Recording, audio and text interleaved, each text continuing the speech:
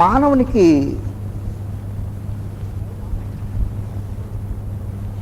దైవ స్వభావము సమస్యగా మారటానికి కారణాలేంటి?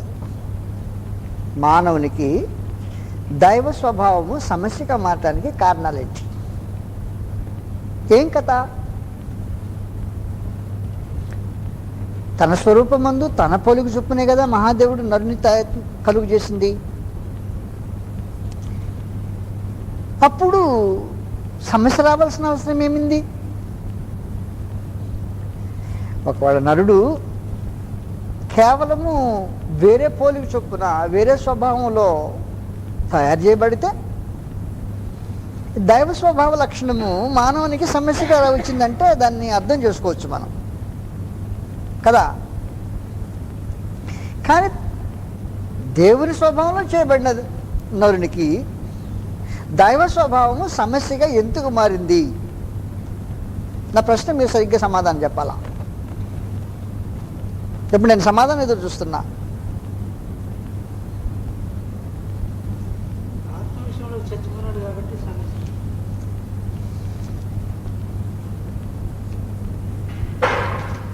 ఎందుకు సమస్యగా మారింది? ఎందుకు సమస్యగా మారిందంటే తాను చేసిన రూపులో మనుషుడు ఆలోచన చేయటంలా. తన ఆత్మరూపంగా తయారు చేయబడిన వాడు ఆత్మరూపిగా ఆలోచన చేయడు. తాను నిర్మింపబడిన భౌతికమైన దేహం ఉందే, ఈ ఆత్మ నివసించడానికి పెట్టిన కోటు ఉందే, ఆత్మ నివాసం కొరకు దేవుడు కట్టిన ఈ మట్టి ఘటం ఉందే, దాన్ని బట్టి ఆలోచన చేస్తే వాడు తప్పు పడుతున్నాడు. కనుక దైవ స్వభావంలో చేయబడిన వాడు దైవ స్వభావ లక్షణాలు అతనికి సమస్యగా ఉండకూడదు న్యాయమైతే, కానీ సమస్యగా మారిపోవటానికి కారణము తాను నిర్మింపబడిన స్వభావం కాదన్నమాట. తాను నివసించే స్థలము. తాను నివసించే స్థలం ఏది? రక్తమాంసాలు, శరీరము. కరెక్ట్. కానీ శరీరంలో నివసిస్తున్నాడు కనుక ఆత్మ అయిన వాడు అందుకని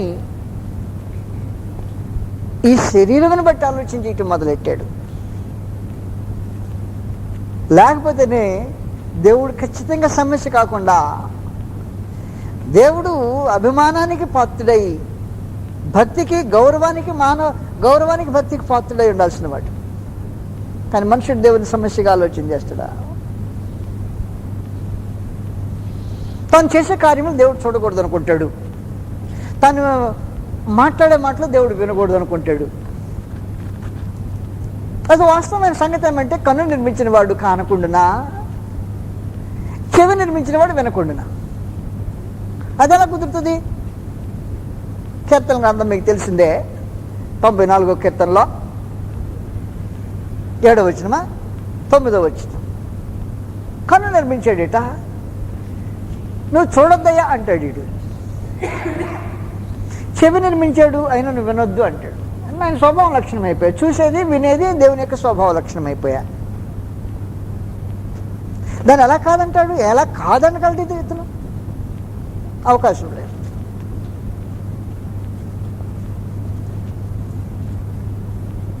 నేను చేసే తప్పును చూడొద్దు, నేను మాట్లాడే తప్పును వినొద్దు. నేను ఏదన్నా మంచి చేస్తేనే అది ఎక్కువ చూడు. ఏదన్నా మంచి మాట్లాడితే దాన్ని గమనించి గుర్తించు. ఇదన్నమాట వాస్తవం. పోనీ ఏమైనా చేస్తాడా? అది చేసేది లేదు దాదాపుగా. మనుషుడు దేన్ని ఘనంగా ఎంచుతాడు అంటే కేవలం భౌతికమైన వాటిని మాత్రమే ఘనంగా ఎంచుతాడు. ఆత్మ సంబంధమైన వాడిని ఘనంగా ఎంచడానికి వాడిని చేత కాదు. కారణం ఏమంటే వాడు శరీర సంబంధిగా ఆలోచన చేస్తాడు.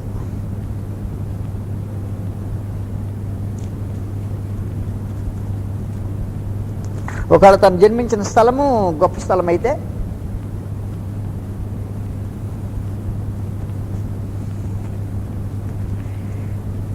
వాడు ఆ స్థలాన్ని బట్టి గొప్పగా ఆలోచన చేస్తాడు. ఓ రోజు మీటింగ్ జరుగుతుంది, పెళ్లి జరుగుతుంది. ఆ పెళ్లికి నేను వెళ్ళాను. ఒకతను మైకుల దగ్గర నిలబడి అనౌన్స్మెంట్ ఒక ఆయన పిలుస్తున్నాడు. పిలుస్తూ అంటున్నాడు, పేరుని పెట్టి ఫలానా సహోదరులు రావాలి అంటే వేరేగా ఉండేది. కానీ ఆ సహోదరుని పేరు చెప్పి ఆ పేరు పక్కనే ప్రతిసారి అమెరికన్ రిటర్న్ అంటూ మొదలెట్టాడు. ఒకసారి అంటే పని అయిపోయా. పేరు చెప్పినట్టల్లా ఈయన రాలే, ఇంకా రాటల్లా. ఫలానా అమెరికన్ రిటర్న్ అంటే ఏంటి అన్నమాట. బో ఊరు పోతేనే రిటర్న్ అయిపోయా. ఇప్పుడు ఆ ఊర్లో పుడితేనో అప్పుడేమవుతుంది. ఆ ఊర్లో పుడితే ఏమంటాడు, దేహం ఏం చేస్తుందంటే బ్రాగ్ చేస్తుంది, నేను ఫలానా వాడిని. ఆఖరికి అపోస్తలుడైన పౌలు ఆ సంగతి ఒకసారి తనకు తానే చెప్పాడు. నేను ఆ గొప్ప పట్టణ పౌరుడును, నేను కిలికిలోని తార్సులో పుట్టిన యుధుడును, ఆ గొప్ప పట్టణపు పౌరుడిని అంటాడు. ఏం కదా నీకు రమ పౌరతమా? నేను ఎంతో డబ్బు పెడితే వచ్చింది, గవర్నర్ని డబ్బు పెట్టి కొనుక్కున్నా ఆ పౌరత్వం గౌరవం కోసం. నేను పుట్టుకుతున్న యుధుడిని, రోమియుడిని అంటామన్నమాట. ఇప్పుడు దేని ఇప్పుడు ఎక్కడ గరణ లాగుతాడు మనిషి? దేహం ఎక్కడ లాగుద్దంటే ద ప్లేస్ ఆఫ్ బర్త్, జన్మస్థానంలో గౌరవం ఉంటుంది.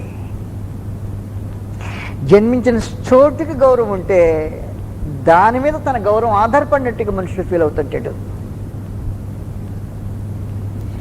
లేకపోతే తను నివసించే చోటుకి గౌరవం ఉంటే, అమెరికాలో ఉన్నాడు, మా అబ్బాయి అమెరికాలో ఉండాడండి, ఏమో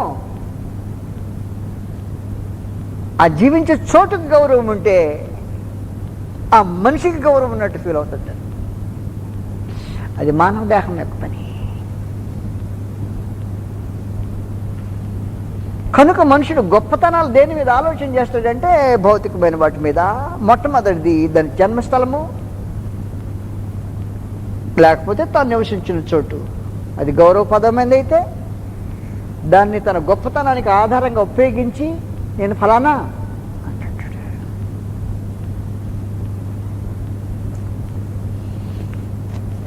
రెండో సంగతి ఉందనుకోండి, గొప్పతనం మరి దేని మీద ఆధారపడి ఉంటుంది? జన్మస్థలం సంగతో, నివసించే చోటు యొక్క విశేషం సంగతో వదిలిపెట్టేద్దాం.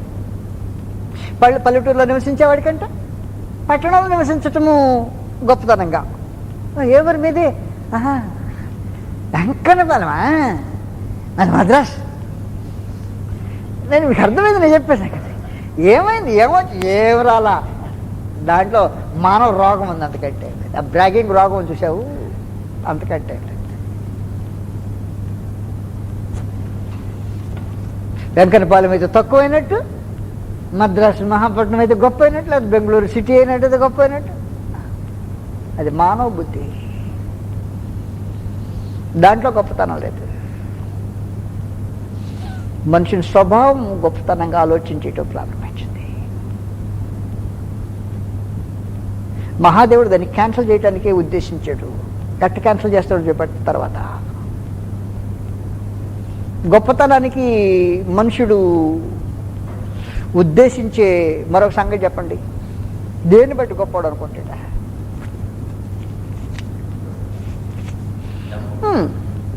డబ్బు. డంబగాడి నుంచి వస్తుంది, ఏమి లేకుండా ఏం డంబం కొడతాడు? డంబం ఏడ కొడతాడు? ఇప్పుడు ప్లేస్ ఆఫ్ బర్త్ పౌల్ గారు కొట్టాడు డంబం కాసేపు.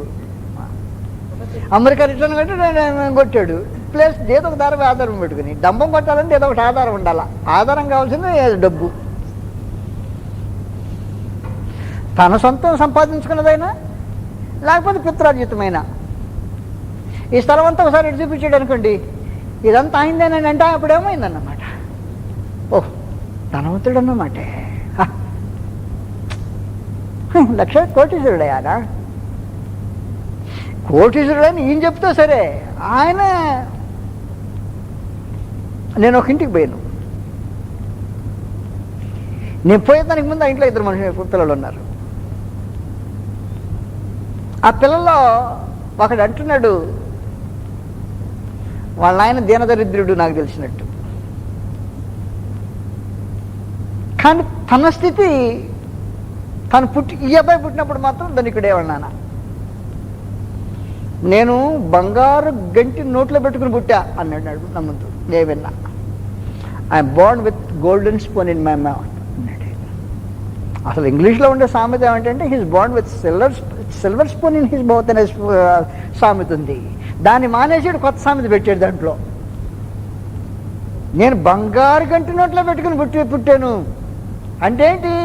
నేను ధనవంతుడినే జన్మించాను అని అర్థం. కంతకంటే అలా అయితే ఇప్పుడు ఏమైందని నాకు అర్థం కాదు. ఏమైంది దాంట్లో? ఏంటంటావు ఏమైందంటేనే నేను గొప్ప, గ్రేట్. కాబట్టి తాను సంపాదించకపోయినా ఎవరు సంపాదించినా వీడికి వచ్చిందంట గొప్పవాడే. ఏమనుకుంటాడు? నీకన్నా మాత్రం ఏమంటుంది? నీ దృష్టి వేరు కట్టుదా? అందో ధనవంతుడిని చూస్తుంది, ధనవంతుడు ఉంటాడు అంటుంది. పేదవాడిని చూస్తుంది, లెక్కే చేయదు. వాడు వచ్చేది పోయేది ఒకటి కళ్ళు చూడతావు. అదే ధనవంతుడు ఆ పక్కన నడిచాడు అనుకో, నడుస్తుంటే నీ దృష్టి గౌరవపదంగా వాడి మీద పడుతుంది. కారణమేమి? మట్టోడు చేసే పని అది.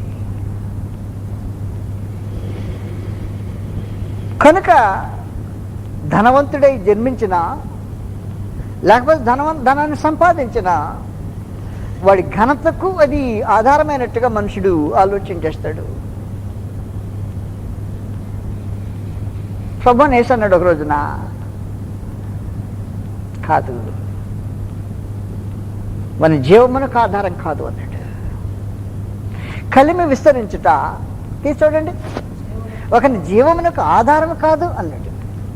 లోకస్వార్త 12వ అధ్యాయంలో కలిమి విస్తరించినంత మాత్రం జీవానికి ఆధారం కాదు. కాబట్టి నువ్వేం అనుకోవాల్సిన అవసరం లేదన్నమాట. ధనం ఇచ్చినంత మాత్రాన అదేదో పెద్ద మనగాడు అనుకోవాల్సిన అవసరం లేదు, నువ్వు అనుకోవాల్సిన అవసరం లే. నీకు ఇచ్చితే నువ్వు అనుకోవాల్సిన అవసరం లే, ఇంకోటికి ఇచ్చితే ఇంకోటి అనుకోవాల్సిన అవసరం లే, అనుకోవాల్సిన అవసరం. చదివి చూడండి, దాంట్లో 15వ వచనం కదా.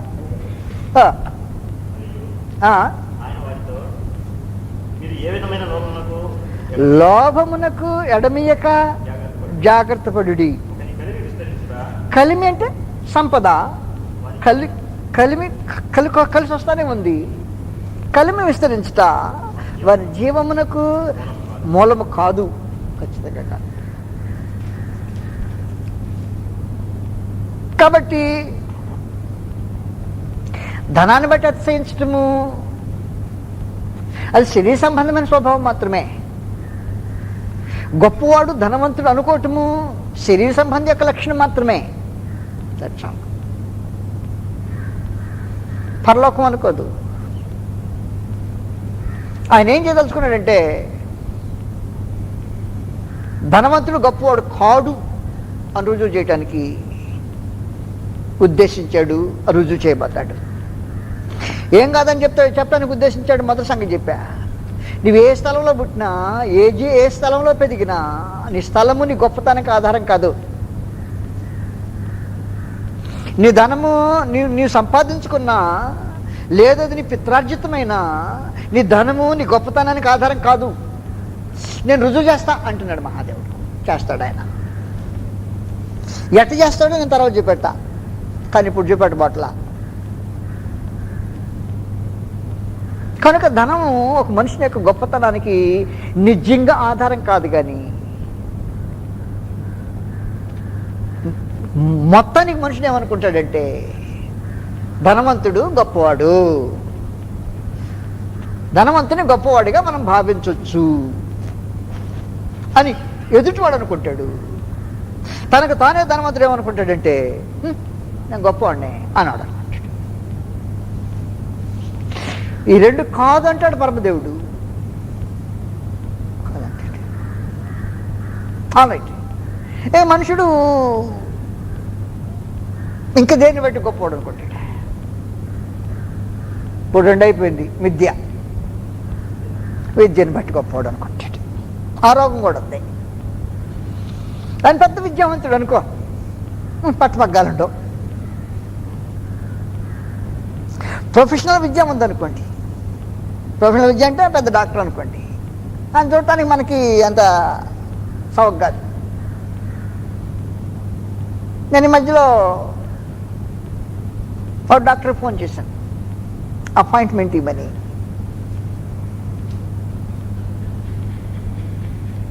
అపాయింట్మెంట్ ఇవ్వడానికి నా దగ్గర వారం రోజులకు ముందుగా పూర్వం బుక్ అయిపోయినాయి అన్న. మా దయపెట్టి ఇంకెట్టాను ఇంకోసారి ఇవ్వమంటే వారం రోజులకు ముందు గీయటానికి వీలు ఉండదు నా దగ్గర. అంటే ఏంటి, నేను అంతకన్నా కాస్ట్లీ అన్నమాట, నేను అంత గొప్ప అన్నమాట, నువ్వు నన్ను చూడటం అంత తేలికైన సంగతి కాదని చెప్పింది నాకు. ఏదోలా దయపెట్టు ఇంకో రోజు ఇవ్వమని అడిగా. అప్పుడు నెక్స్ట్ వారం అన్నమాట, రేపు శనివారానికి మళ్ళీ అంతా నాకు అపాయింట్మెంట్ ఉంది. అంటే ఏంటన్నమాట, ఏం పెద్ద కాదు, BDSA డెంటిస్టు.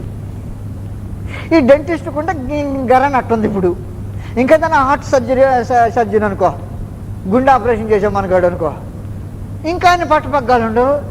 ఇంకేదన్నా కిడ్నీ వగేరా చేసేవాడు ఉండవు అనుకో, ఆయన ఇంక చూడటానికి అవకాశం ఉండదు. అప్పుడు ఏం చంపుతారు మధ్యాహ్నం అనేది ఇంకేం లేదు. ముందు బతికించకంటే ముందు చంపుతాం అనమాట. మా గరణ చూడు, మేము ఎంత గొప్పవాడమో నువ్వు గుర్తించు అంటుంటారు. మాకు వాళ్ళ గరణ గుర్తించాలి ముందు, మొదటి సంగతి. తర్వాత ఏమన్నా కానీ చూడటానికి కాస్ట్లీ అయిపోతాడు మనుషుడు. I'm too costly. నన్ను చూడటానికి అంత తేలికైన మనిషిని కాదు. కారణం ఏమంటే నా విద్య యొక్క విశేషం అది. I'm proficient or I'm professional. నా విద్య యొక్క విశేషంలో నువ్వు అంత తేలిగ్గా నన్ను చూడటానికి అవకాశం ఉండదు. ఏమనుకున్నాను సంగతి. మహాదేవుడు అనబోతున్నాడు. చెప్పుకునేవాడు కదా చెప్తాడు, ఆ డాక్టర్ ఏంటండి, ఏం డాక్టర్లే అని ఏం చెప్తుంటాడు. చెప్పేవాడు చెప్పుకుంటాడు తన గురించి, ఏమని చెప్పుకుంటాడు, శరీర సంబంధం అలాగ అనుకుంటుంటాడు. కారణం ఏమంటే మనుషునికి గౌరవము అనేది దాంట్లో ఉంది, విద్యలో ఉంది అని ఆలోచన చేస్తాడు. మహాదేవుడు అంటున్నాడు లేదు అంటాడు, ఖచ్చితంగా లేదు అంటాడు. ఎలాగ లేదంటాడో నేను తర్వాత చూపెట్టా. 3 వదిలిపెట్టేసి నేను మీకు ఆ విద్య ప్రొఫెషనల్ విద్యనే అయినా, లేకపోతే ప్రొఫిషియన్సీ అంటే ఏదైనా ప్రత్యేకమైన టాలెంట్ అయినా, రచయిత లేకపోతే ఒకరు ఏదో అయినా, విద్యావంతుడైనంత మాత్రాన గౌరవం లేదు. దేవుడు అంటున్నాడు లేదు గౌరవం. వాస్తవానికి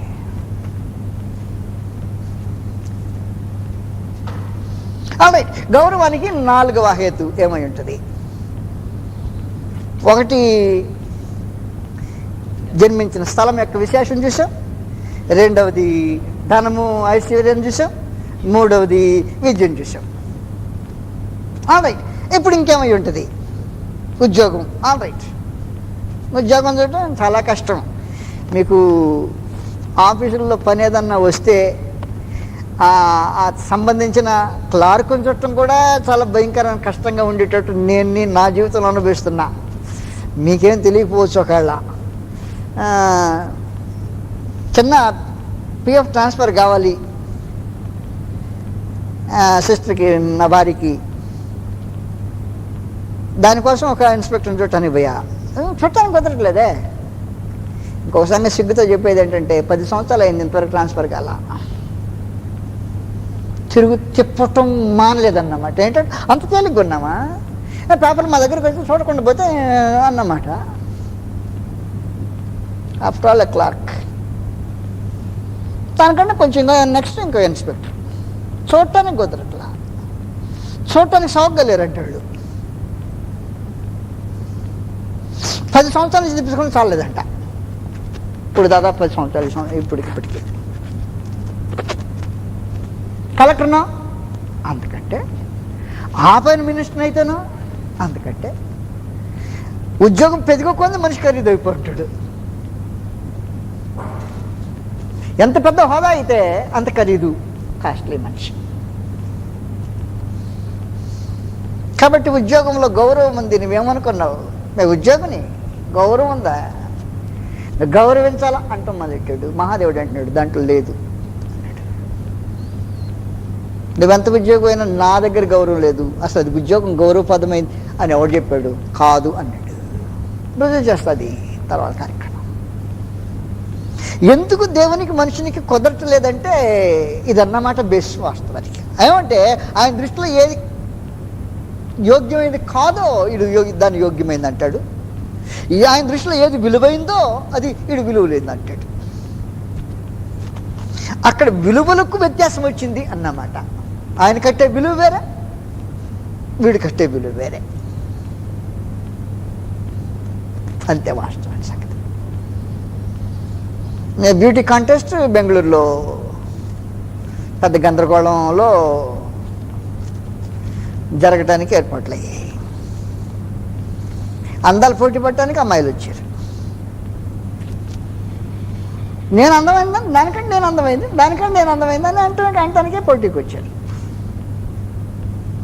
ఇప్పుడు అందమైన దాన్ని ఒక ఆమెను ఎంచారనుకోండి, ఎంచినామే నీకు అడ్వర్టైజ్మెంట్, ఆమె నిలబడిన పోజుకి అడ్వర్టైజ్మెంట్, డబ్బే, నీ కూర్చున్న దానికి డబ్బే, చేత పట్టుకున్న దానికి డబ్బే, తాకిన వాచ్ పెట్టుకుంటే డబ్బే, వాచ్ పెట్టుకుంటే వాచ్ కంపెనీ వాళ్ళు వస్తారు, గ్లాస్ పెట్టుకుంటే గ్లాస్ కంపెనీ వాళ్ళు వస్తారు, దేని మీద నిలబడితే కంపెనీ వాళ్ళు వస్తారు. ఏం కథ అంటాను? అందానికి విలువ. మహాదేవుడు అంటున్నాడు అందము మోసకరము, సౌందర్యము వ్యర్థము. అయిపోయింది. భయభక్తులు గల స్త్రీ కొనియాడబడును. అసలు అంటే నేనేం చెప్తున్నాను మీకు అర్థమైంది, తెలుసు కదూ. అదన్నమాట విచిత్రమైన సంగతి. మనిషి యొక్క జ్ఞానం వేరే, దైవ జ్ఞానం వేరే. ఆయన ఆలోచన వేరే, ఇలా ఆలోచన వేరే.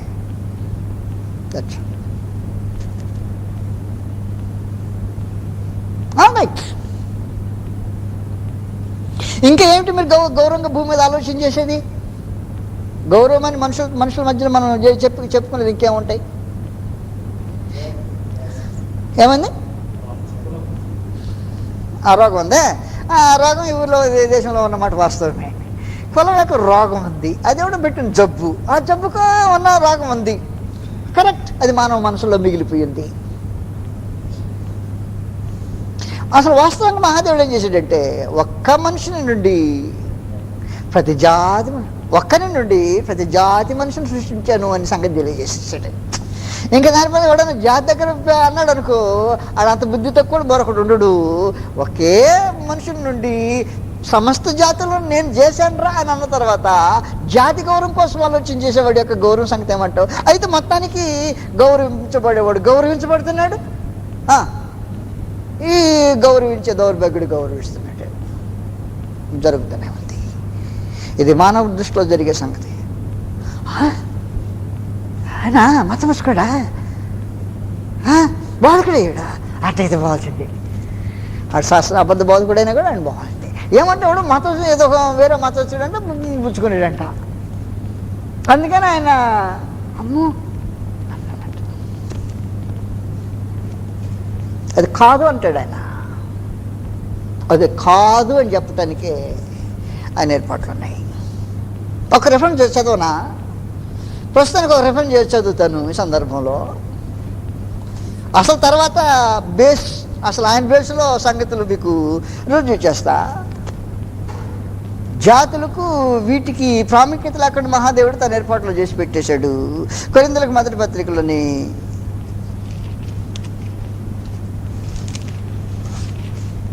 1వ అధ్యాయము, కొరింథీయులకు మొదటి పత్రిక 1వ అధ్యాయం.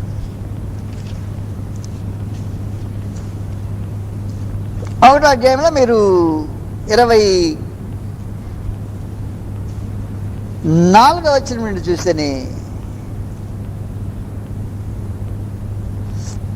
ఆయన యూదులకు ఆటంకముగాను అన్యజనులకు వెరితనముగాను ఉన్నాడు అనేసాడు. మీరు ప్రత్యేకించి 26వ వచనం చూడండి. సహోదరులారా, మిమ్మల్ని పిలిచిన పిలుపును చూడండి. మీలో లోకరీతిని జ్ఞానులైనను ఘనులైనను గొప్ప వంశపు వారైనను అనేకులు పిలువబడలేదు. ఇది లోకరీతి, దేవుని రీతి కాదు. ఇది శరీర సంబంధమైన రీతి. శరీర సంబంధమైన రీతిలో ఆలోచన చేస్తే ఎవరున్నారు? జ్ఞానులు, గనులు, గొప్ప వంశపు వారు. అనేకులు పిలువబడలేదు, కానీ ఏ శరీరంలో పుట్టావా అది మనకడతాను ఏం లేదు దాంట్లో మట్టాడా అన్నమాట. ఏ శరీరియు దేవుని ఎదుట అతిశయింపకుండానట్లు జ్ఞానులను సిగ్గుపరచుటకు లోకములో నుండి వెర్రి వారిని దేవుడు ఏర్పరచుకొని ఉన్నాడు. బలవంతులైన వారిని సిగ్గుపరచుటకు లోకంలో బలహీనులైన వారిని దేవుడు ఏర్పరచుకొని ఉన్నాడు. ఎన్నికైన వారిని దేవుడు వ్యర్థం చేయుటకు లోకంలో నీచులైన వారిని, తృణీకరింపబడిన వారిని, ఎన్నికలైన వారిని దేవుడు ఏర్పరచుకొని ఉన్నాడు. అది వాస్తవం సంగతి. అంటే నీ దృష్టిలో ఏది ఘనంగా ఎంచబడుతుందో అది దేవుని దృష్టిలో అల్పమైంది అన్నమాట.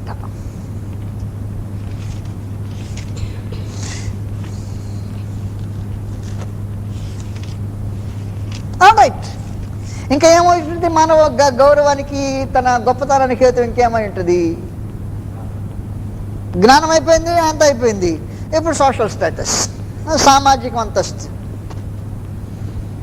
సామాజిక అంతస్తు ఉందనుకో, ఈ సామాజిక అంతస్తు ఒకవేళ తండ్రి కావచ్చు, లేకపోతే ఇంటి వాళ్ళు కావచ్చు.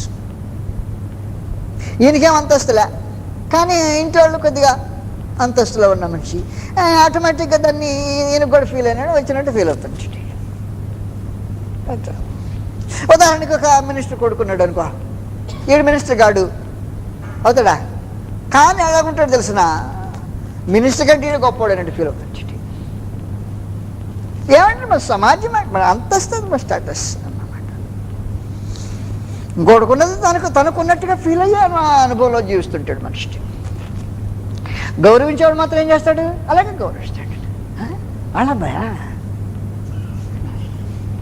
అలాభయ అంటే ఏంటి అర్థం? ఆయన అలాభయ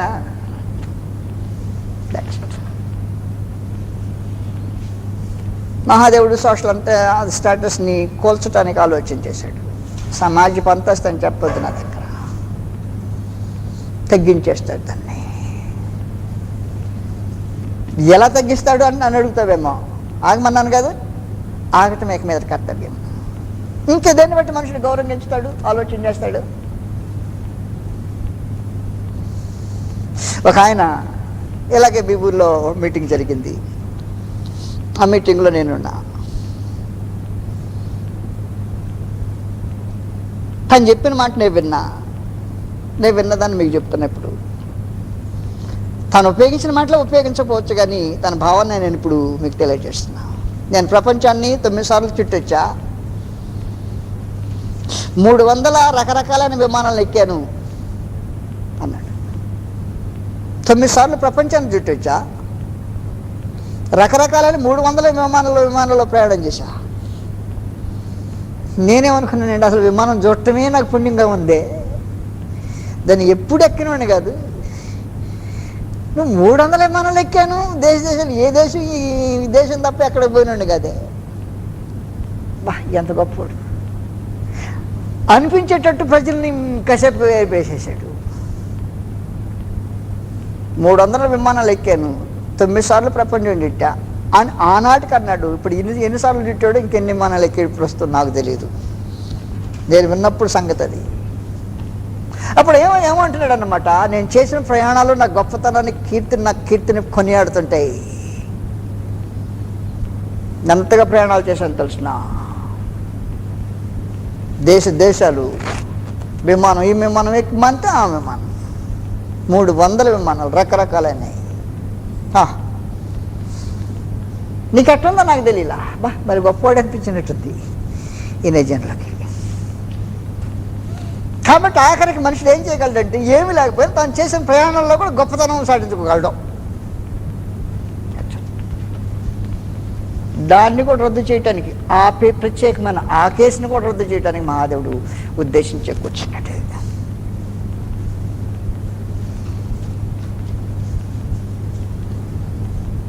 ఇంకా ఏంటి గొప్ప మానవుడు గొప్పకి?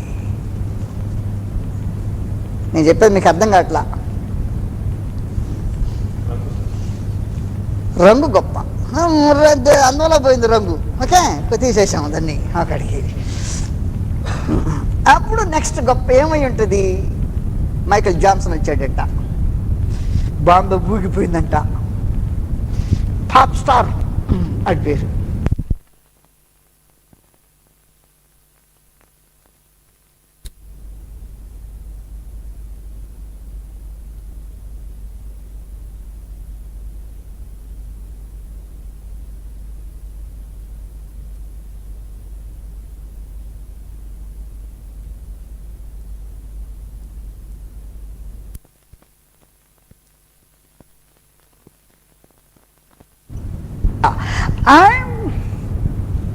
వారి కోసం ఫ్యాన్స్ ఉన్నారు ప్రపంచం మొత్తంలో.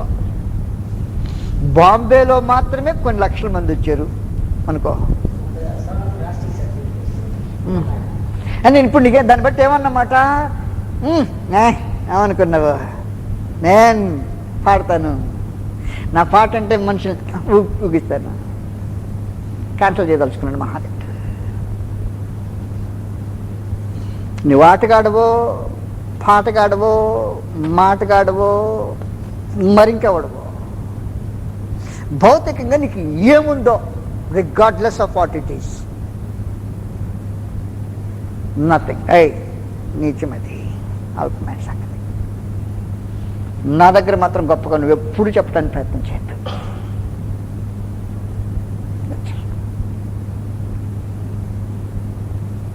మహాదేవుని యొక్క ఉద్దేశంలో మనిద్దరికి ఎంత గిట్టుబాటు కావట్లేదంటే, నీ దృష్టి వేరే, నా దృష్టి వేరే. అది గిట్టుబాటు కాని మాట సంగతి. నేను ఏది అల్పమైందంటావో నువ్వు గొప్ప అంటావు, నేను ఏది గొప్ప అంటావో నువ్వు అల్పం అంటావు. నీ బుద్ధిలో ఉండే తేడాది. అందుకంటే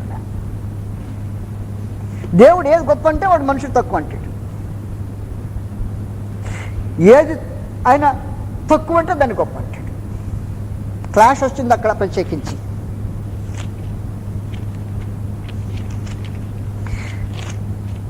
కనుక మానవ దృష్టి దైవ నియమంలో, దేవుని యొక్క ఉద్దేశంలో చేయదు అన్నదన్నమాట. వాస్తవానికి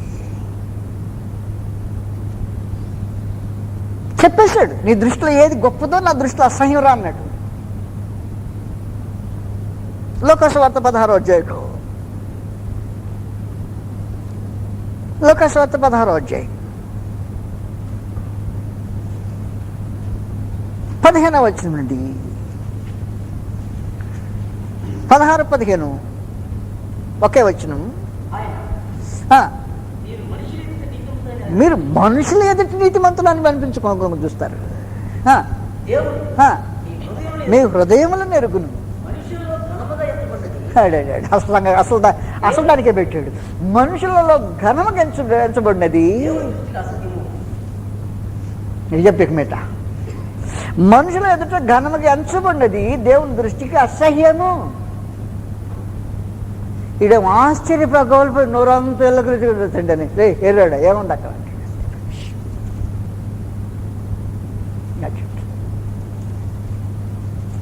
దేవుని దృష్టితో మనుషుడు చూడటానికి ఇష్టపడని కారణం వల్లనే మనుషుడు దేవుని యొక్క స్వభావాన్ని అభినందించలేకపోతున్నాడు. అందుకు సమస్య మనుషునికి దేవుడు అంటే. దేవుని దృష్టిలో సంగతి ఆలోచన చేస్తే దేవుని కొనియాడి స్తుతించి అబ్రహం లాగా దూరం నుండి చూసి వందనము చేసి, ఈ భూమి అంతా నీ సొంతకి ఇస్తానంటాను, ఏమి పొందకుండా స్వాస్థ్యముగా ఏమి అనుభవించకుండానే, కనాన్ దేశమంతా ఇస్తానంటాను, ఏమి స్వాస్థ్యంగా తానుగా పొందకుండా అనుభవించకుండానే దూరం నుండి చూచి వందనము చేసి నమ్మదగిన వాడు చాలు. భూమి మీద యాత్రికుడును పరదేశిని ఎంచుకొని విశ్వాసం గలవారై మృతి పొందని. దేవుని దృష్టికి విలువైందంటాను, ఖచ్చితంగా విలువైంది. అదిగో విలువైంది. ఏది విలువైందట? అబ్రహాము విశ్వాసం విలువైంది. అబ్రహాము అనుభవించింది విలువైంది కాదు, అబ్రహాం యొక్క విశ్వాసం విలువైంది. విశ్వాసాన్ని బట్టి ఏమన్నాడు తెలిసిన, నా స్నేహితుడు, మై ఫ్రెండ్. అది కాదయా, ఈ ఊర్లో పెద్ద ఆయన ఉన్నాడు అనుకో, చీఫ్ మినిస్టర్ మీ ఫ్రెండ్ అవుతాడా? ఒకళ్ళు పొరపాటు మీరు ఫ్రెండ్ అని చెప్పుకున్నారు అనుకో, మేమంతా నవ్వుపోతాం. ఎందుకంటే ఆయన పెద్ద, నీ బోట్ ఆఫ్టర్ ఆల్ నీకేం ఫ్రెండ్ అనుకుంటాం. కరెక్ట్, వాస్తవమైన సంగతి. కానీ తానే చెప్పితేనో అది నిజం కదూ, అది యథార్థమైంది కదూ. కానీ మహాదేవుడు అంటున్నాడు, నా ఫ్రెండ్ ఎవరంటే అబ్రహాం. ఎలాగయ్యాడంటేను, నేను ఇస్తే తప్ప, నేను చెప్పితే తప్ప తనకుగా తానేమి కోరుకున్నవాడు కాడు. దూరంలో చూచి వందనము చేసి భూమి మీద యాత్రికులము పరిదర్శనం. నమస్తే. ఒప్పుకొని విశ్వాసం గలవారే మృతి పొందిరి. పొందిన తర్వాత అంట అట్టి వారి కొరకు ఆయన ఒక స్థలం సిద్ధపరుచుతున్నాడంట. స్థలం యొక్క ఘనత కొట్టేసి ఎక్కడ నివసించాడంటేను, గుడారముల్లో నివసించు, గుడారముల్లో నివసించు. అన్య దేశంలో పరవశీనుడే. వాగ్దత్త దేశంలో వాగ్దానం చేయబడ్డ ఆ దేశంలో, ఇతరుల దేశంలో, అన్యుల దేశంలో ఉన్నట్టే వాగ్దాన దేశంలో గుడారాలు మాత్రమే, గుడారాల్లో మాత్రమే నివసించదు పరవశీనుడే. మహాదేవుడు అంటున్నాడు, అతను నా ఫ్రెండు. అంతేకాదు, అతని కోసం నేను పట్టణం కడతాను, నా ఫ్రెండ్గా తీసుకుంటా. విలువ అంటే మీకు అర్థమవుతుంది మహాదేవుడు దేని విలువగించుతాడో. దేవుడు ఆలోచించేసే విలువలు వేరే, మనుషుడు కట్టే విలువలు వేరే. ఇద్దరికి అక్కడ పసకట్టల్లా. నీ దృష్టిలో విలువ అంటున్నావు, ఆయన అసహించుకుంటున్నాడు. నీ దృష్టిలో విలువ తక్కువలా కనిపిస్తుంది, మహాదేవుడు అదే నా జ్ఞానం. అందులో భౌతికమైన జ్ఞానులు ఉన్నారు అనుకో. ఈ అబ్రహాం గారి సంగతి మీకు ఒకసారి మీకు తెలిసిందే చదివి వినిపించి తర్వాత రెండో దానికి పోతాను. హెబ్రీయులకు రాసిన పత్రిక మీకు తెలిసిందే, 11వ అధ్యాయంలో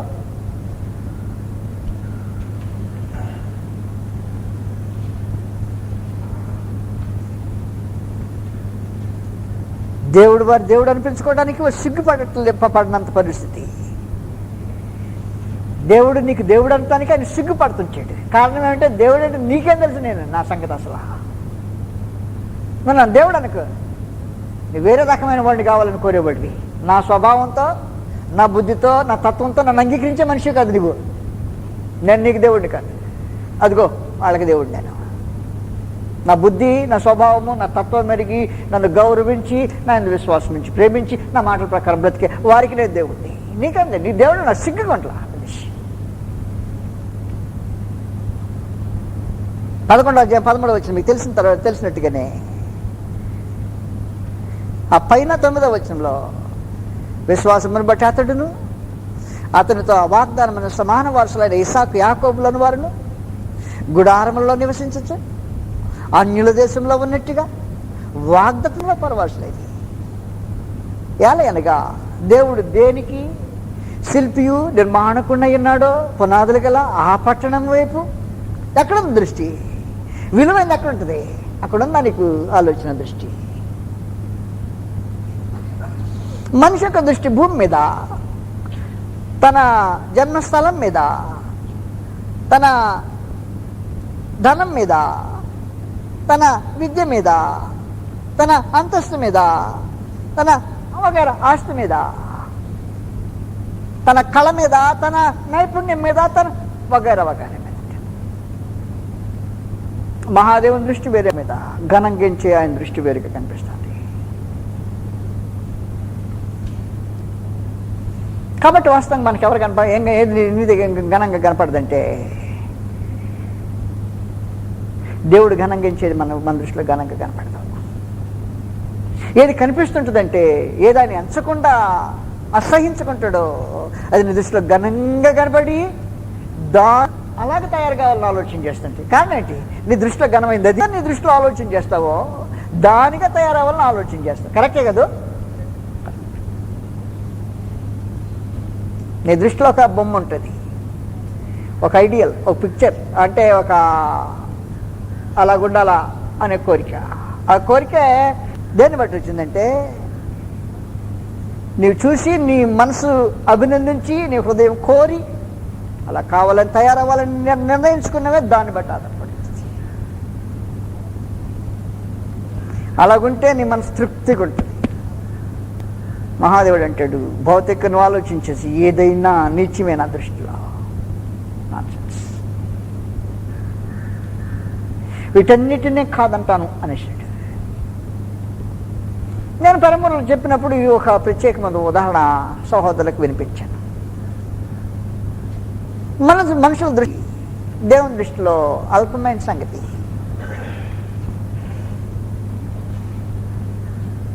ఒక రోజున షేబ దేశపు రాణి సొలొమోను యొక్క ఐశ్వర్య జ్ఞానంను గురించి, ఐశ్వర్యం అంత పెద్ద ఉంటాడు, వచ్చినప్పుడు వారి అంతస్తు తగిన బహుమానాలు వగైరా వగైరా కళ్ళతో చూసిన వస్తువులు చూసింది, చెవులతో తను అడిగిన ప్రశ్నలకు సమాధానాలు వింది. విని ఆశ్చర్యపోయి ఒక్కొక్క దాన్ని గురించి కామెంట్ చేయటం మొదలెట్టింది. ఏమేమి కామెంట్ చేసిందంటే, నీ జ్ఞానము కామెంట్ చేసింది, నీ ఐశ్వర్యము, నీవు కూర్చుండే సింహాసనము, నీ ప్రజలు కూర్చుండే పీటలు వాళ్ళ సింహాసనాలు, నీ సేవకులు కనిపెట్టటము, నీ భోజనం మీద ఉండే బల్ల మీద ఉండే భోజన పదార్థాలు, అబ్బో నువ్వు అర్పించే బలుడు, నువ్వు చేసే ఈ కార్యములు. నేను చూడకపోతే నమ్మలేదయ్యా. కానీ చెప్పిన సంగతులే ఉన్నటికంటే సగమైన లేవు అని పొగిడి పొగిడి ప్రభునేసి వచ్చాడు. సొలొమోను తన ఐశ్వర్యమంతటితో పాటు అడవి పూలలో ఒకదానిపైన అలంకరింపబడలేదు అన్నాడు. నువ్వేమంటావు? ఇప్పుడు నాకు అర్థం కాల. నువ్వేమంటావు? దానికి శరీరపు దృష్టి అట్టుంది.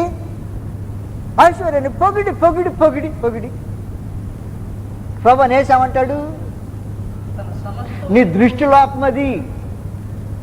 దేవుడు ఎలాగ ఆలోచన చేస్తాడో తెలియని తనమది. సొలొమోను తన సమస్త వైభవముతో కూడా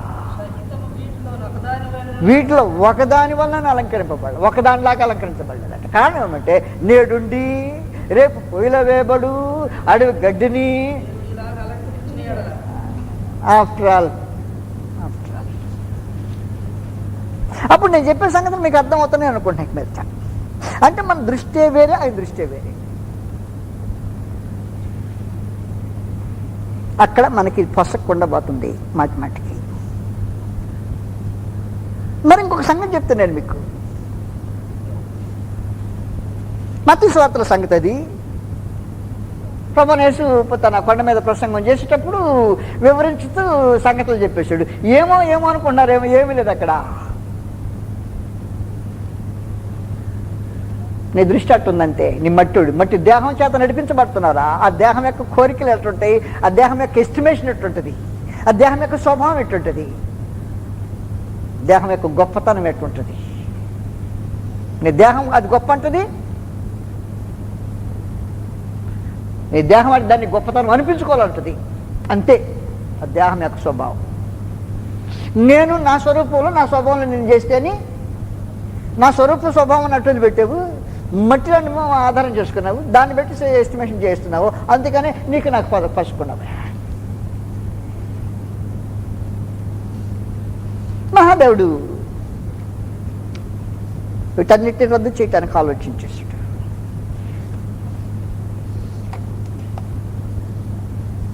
అట్ట కాదు. విలువ అంటే ఏంటో నీకు నిజంగా తెలియలా. విలువలు కట్టడంలో నీకు నాకు వ్యత్యాసం ఉంది. నీ దృష్టిలో భౌతికమైన వాటి మాత్రమే విలువ, నా దృష్టిలో భౌతికమైన ఏ విలువ లేనివి.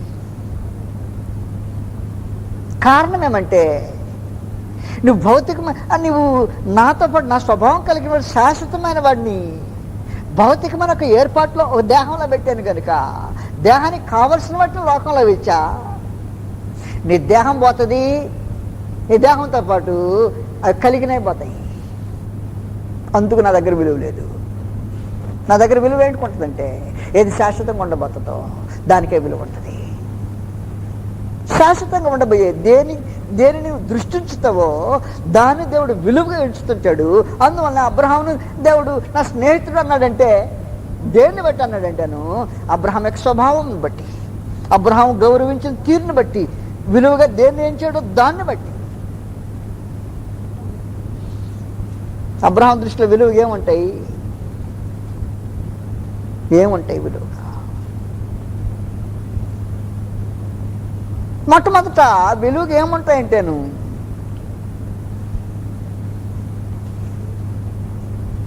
భౌతికంగా ఉండే ఏ బాంధవ్యం కంటే నా దేవుని మాట విలువగా ఉంటుంది. భౌతికమైన ఏ బాంధవ్యం కంటేనైనా నా దేవుని మాట నాకు విలువగా ఉంటుంది. కాబట్టి ఆయన నా దేశమును, స్వజనమును, తండ్రి ఇంటిని వదిలేయమంటేనే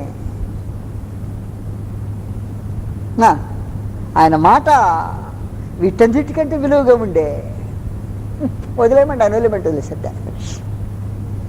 అది ప్రారంభం, అంతం కాదు. అది మొదటి స్టెప్. అక్కడి నుంచి ప్రతి స్థలములో తన విలువ విశ్వాసంతోనే కొలుస్తుంటాడు అబ్రహాం. విశ్వాసం కొలతలో కొలిసే విలువే. ఎంత అంతం చెప్పడానికి వెళ్ళా. అబ్రహాం దృష్టిలో ధనం ఎప్పుడు విలువైంది కాదు. ఇప్పుడేం విలువైంది కాదు? స్వజనము, దేశము, తండ్రి ఇల్లు విలువైనవి కాదు. కాబట్టి స్థలం యొక్క ప్రాముఖ్యత కానీ, దేశం యొక్క ప్రాముఖ్యత కానీ, బంధుజనం యొక్క సహవాసం కానీ విలువైంది కానీ వదిలిపెట్టేశాను. రెండవది విలువ ఏంటంటేను నా ఎదుట ధనం విలువైంది కాదు అనేసాడు. ధనం అంటే నీకు విలువ లేదా? విలువ లేదా? ఇంకొక సంగతి ఏంటంటే నా దేవుడిచ్చాడు అనే మాట కంటే ఇంకెలాగైనా నేను అది అంగీకరించేదానికి నాకు ఇష్టం లేదు. ఒక రోజు వచ్చాడు, మీకు తెలిసిన సంగతే. సొదొమ రాజు దగ్గరకు వచ్చి 14వ అధ్యాయం ఆది కాండంలో మనుషులను తీసుకొని నాకు ఇచ్చి ఆస్తి నీవే తీసుకో అన్నాడట. ఏమంటాడు తెలిసిన? నీ వాటిలో నుండి నూలు పోగైనను చెప్పులు వారైనను. ఎందుకంటేను రేపు అంటావు అబ్రహాము నేనే ధనవంతుడిని చేశానంట. ఛీ, అది అసహ్యమైన సంగతి. అది విలువ తక్కువైంది. అది అసహ్యమైన విలువ తక్కువ సంగతి. నాకు వద్దు. నా విలువ నా దేవుడిచ్చాడంటే నాకు విలువ. ఒక మనుషుడు, ఒక రాజు ఇచ్చాడంటే నాకు విలువ తక్కువైపోయింది. నా ప్రతిష్ట భంగం అయిపోయింది. చదువు చూడు, ఆ మాట ఉందా? 14వ అధ్యాయము 21. మనుషులను నాకు ఇచ్చి నీవే తీసుకున్నామని చెప్పగా నీవు చెప్పకుండాట్లు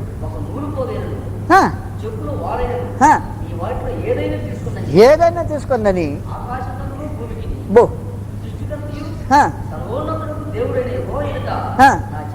నా చెయ్యెత్తి ప్రమాణం చేస్తున్నా. ఇదిగో ఎవరో సాక్షి కాదు, ఆయనే. నీకెట్ట తెలుసు అబ్రహాం? ఆకాశమునకు భూమికి సముద్రానికి ఆయన సృష్టికర్త అని మోషే గారు రాయలేదే, నీకెట్ట తెలుసు? నీకెట్ట తెలుసు? మనం రాస్తే తెలుసు, చదువుకొని తెలుసుకున్నవాళ్ళం. ఆదిన దేవుడు భూమి ఆకాశం కలుగు చేశారని మోషే పరిశుద్ధాత్మ చేత ప్రేరేపించబడి రాసిన తర్వాత చదువుకుంటే మనకు తెలుసు. రాయకముందు నీకెట్ట తెలుసు? పైగా చెయ్యెత్తి మాట్లాడుతున్నాడు. మెత్తేమన్నాడు? మళ్ళీ ఒకసారి చదువు, జాగ్రత్తగా విను మాట.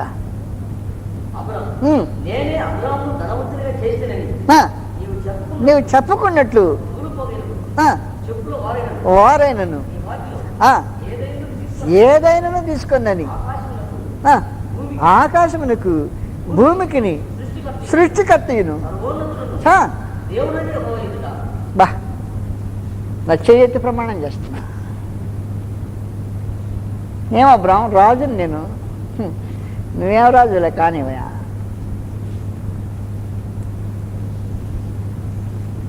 యుద్ధం అంటే ఓడిపోతుంది. నీకు గదిలాగా నేను బయటకు తీసుకొచ్చాను. నువ్వు మళ్ళీ నాకు ఇచ్చి నేను రేపు గప్పలు కొట్టుకోతా. అవసరం లేదు, ఉంచుకున్నా.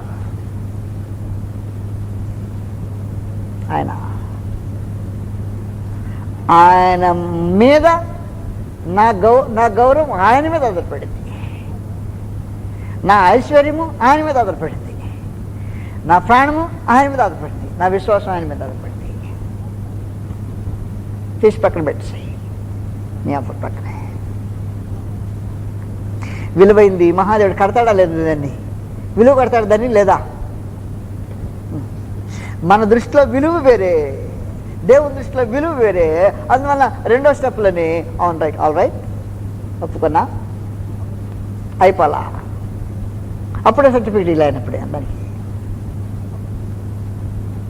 కార్యాలు కొనసాగించబడ్డాయి. విశేషాలు మీకు తెలిసిన వారు బాగా. ఇవన్నీ నేను మీకు మళ్ళీ వినిపించాల్సిన అవసరం ఉండదు. కానీ దృష్టి ఆయన్ని ఆనందింప చేయటం అనేదే దృష్టి మెయిన్గా. అంతే. ఆయన ఏమనుకుంటాడు? ఏ సందర్భం వచ్చినా దేవుడు ఏమనుకుంటాడు? కాబట్టి దేవుడు ఏమనుకుంటాడు అనే భావంతో బ్రతికి ఆయనకు అనుకూలమైన వాటిని చేయడానికి మనసు కలిగిన మనుషులతో మహాదేవుడు ఆనందించి, మనసుని ఇదేంటో ఎవరిని ఆనందింపచేయాలనే ఉద్దేశమో, దేవుని తప్ప ఇంకెవరిని ఆనందింపజేసే మనుషులు లేని ఓ ప్రత్యేకమైన పరిస్థితి. పైగా దృష్టి ఇందా చదివాను, వినిపించాను. భౌతికంగా ఆయన వాగ్దానం చేశాడు, ఇది ఇస్తానన్నాడు, సరే ఇస్తానన్నాడు. ఆయన ఇస్తానన్నవాడు నమ్మదగిన వాడు, నేను దాన్ని సందేహించబోట్లా. కానీ నాకు ఇది కాదు కావాల్సింది. ఏది కావాలా? అది ఇస్తాడన్నాడు, నాకు అవసరంలా. నేను ఇప్పుడు నీ గుడారాలో నివాసం చేసిపోతున్నా. ఇక్కడ అనుభవించడానికి ఏం ఒక రాజభవనం కట్టుకోవాలా? గుడారాలు నివాసం చేస్తూ జరిగిపోతున్నా. నా గుడారాల ఎందు, నా దేవుని ఎందు సేమే కానీ ఇంకా దేని మీద లేదు. నా దృష్టి వేరే, అక్కడికి వెళ్ళిపోతున్నాను. నేను ఆనందిస్తాడా లేదా? విలువగా ఎంచుతాడా లేదా? మన దగ్గర ఆడు ఉంటుంది అది అన్న. వ్యత్యాసం ఏంటంటే అదన్నమాట. క్లాష్ ఎక్కడి నుంచి వస్తుందంటే దేవుని యొక్క స్వభావంలో ఆయన ఎదురు చూసేదేమి, మనుషులుగా స్వభావం సిద్ధంగా మనం ఎదురు చూస్తున్నదేంటి అనేది అది ప్రాముఖ్యమైన వ్యత్యాసం అని పక్కన.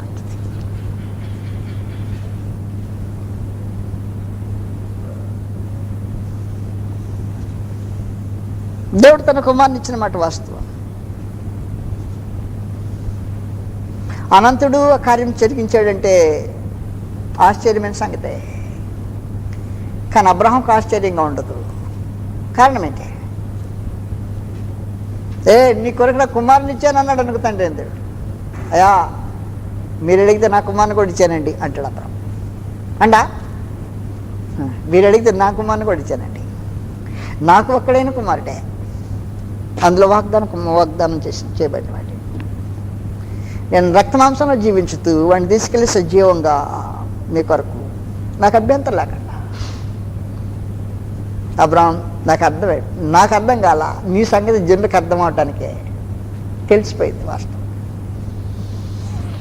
నువ్వెవరివో నాకు తెలుసు, నా స్నేహితుడు. అందుకే దేవుని స్నేహితుడనే బిరుదు పొందేదానికంటే గొప్ప బిరుదు ఏంటో. భూలోకంలో అనేకమైన బిరుదులు పొందే మనుషులు ఉన్నారు. అనేకమైన అవార్డులు తెచ్చుకునే వాళ్ళు ఉన్నారు. అనేక మెడల్స్ తెచ్చుకునే వాళ్ళు ఉన్నారు. అనేక స్థలాల్లో మరి ఘనంగా ఎంచబడే వాళ్ళు ఉన్నారు. మరి సభల్లో గంతలు పొందేవాళ్ళు ఉన్నారు. అందులో ఆఖరికి ప్రెసిడెంట్ దగ్గర మెడల్ పొందేవాళ్ళు ఉన్నారు. ప్రెసిడెంట్ దగ్గర మెడల్ పొందటం వేరే, దేవుని దగ్గర పొందటం వేరే. మహోన్నతులకు దేవుడు నా స్నేహితుడు నీవు.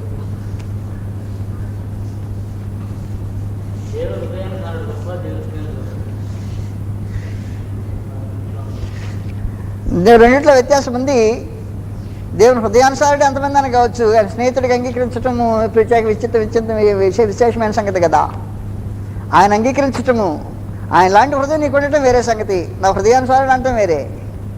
కానీ నా స్నేహితుడు అంటమే చిన్న సంగతులు కాదు. మహోన్నతుడు దేవుడు, నా స్నేహితుడు అబ్రహాం సంతానమా, నా స్నేహితుడు అబ్రహాం సంతానమా అని తానుగా చెప్పుకోవటం వేరే సంగతి. భూలోకంలో అందరికంటే సాత్వికుడు అని బిరుదు పొందినవాడు ఉన్నాడు ఆయన. నా ఇంట్లో నమ్మకస్తులైనవాడు అని బిరుదు పొందాడు ఆయన. అలాగే బిరుదులు అనేకమైన పొందిన వారు ఉన్నారు. కానీ అబ్రహాము దేవుని స్నేహితుడు అని బిరుదు పొందటం అనేది చిన్న సంగతి, మామూలుగా మాటలతో చెప్పడం కాదు.